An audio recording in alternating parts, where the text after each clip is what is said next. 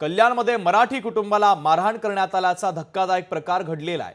तर मराठी माणसाला मारहाण करणारे गुंड देखील मराठीच असल्याची माहिती आता समोर आली आहे। अखिलेश शुक्लाच्या मराठी गुंडांकडून देशमुखांना मारहाण करण्यात आली।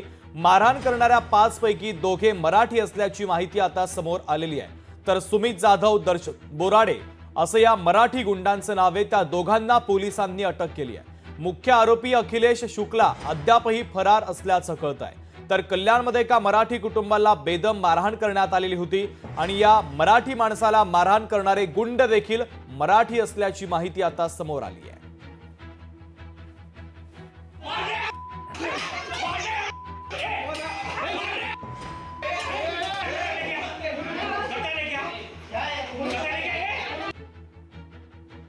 तर कल्याणमध्ये मराठी कुटुंबाला मारहाण करण्यात आली। मराठी माणसाला मारहाण करणारे गुंड देखील मराठी असल्याची माहिती समोर आलेली आहे।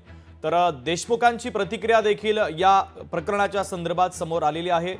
ज्या गुंडांकडून देशमुखांना मारहाण करण्यात आली त्या देशमुखांचं म्हणणं नेमकं काय आहे तेही ऐकूयात।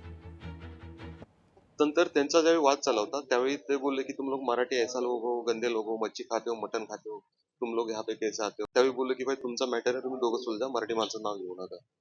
मग त्यावेळी तो बोलला तू क्यों बीच में बोलने वाला, असं तसं असं मॅटर झाल्यानंतर त्यांनी मुलं बोलवली आणि कवळी कट्टे यांची फॅमिली आणि मी त्यांना मारत असताना मी मध्ये गेलो। त्यावेळी त्यांनी हा धारदार शस्त्राने हल्ला केला। लांडगे साहेबांनी त्याला एकदम व्हीआयपी ट्रीटमेंट दिली। त्यांनी सगळं पोलीस स्टेशन मॅनेज केलंय।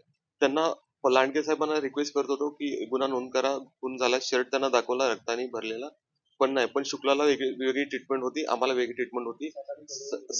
सकाळी त्याला नॉर्मल फ्रेंड सारखं त्याला ट्रीट करून त्याला ठीक आहे बोले, जावा तुम्ही बोले। हे पूर्ण त्यांनी पैसे खाल्लेले आहेत, पोलीस स्टेशननी पूर्ण मॅनेज आहे सगळे। जे काही घटनाक्रम, जे व्हिडिओ फुटेज असेल, जे काही घटनाक्रम आता सगळा समोर आलेला आहे आणि ज्यातून अजूनही काही व्हिडिओ आमच्याकडे प्राप्त झालेले आहेत, काही सोशल मीडियावरती पण आहेत आणि काही आमच्या सुद्धा पोलिसांना प्राप्त झाले आहेत। त्या अनुषंगाने सदर आरोपींवरती जी काही कठोर कारवाई, कायदेशीर कारवाई पूर्णपणे करण्यात येईल।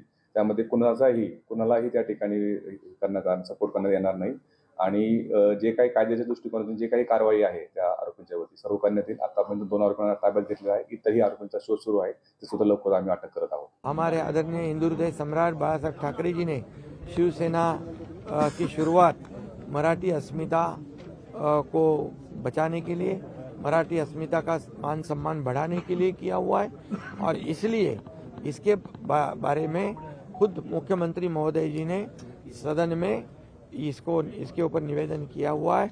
जिसने ये गलती की है ये उसके ऊपर कार्रवाई की गई है और महाराष्ट्र में मराठी मानुष की अस्मिता, उसका मान सम्मान रखने का काम सरकार करेगी। डीसीपी साहेबांकडे आलो। डीसीपी साहेबांनी आम्हाला सांगितलं की 2 आरोपी अरेस्ट केलेले आहेत, पण जो शुक्लाची फॅमिली आहे, जो मेन आरोपी आहे, जो गुंड, त्याला अरेस्ट केली नाही। पण आज संध्याकाळपर्यंत किंवा रात्रीपर्यंत त्या दोन्ही शुक्ला फॅमिलीला अरेस्ट केली नाही। तर आम्ही डीसीपी साहेबांना सांगितलं की उद्या सकाळपासून आम्ही योगीधाम परिसर पूर्ण बंद ठेवणार आहोत आणि बंद झाल्यानंतर त्याचा जो काय विपरीत परिणाम होईल त्याची सर्वस्वी जबाबदारी पोलीस प्रशासनावर राहील। लोकशाही मराठी ऐका, पहा, जागरूक रहा।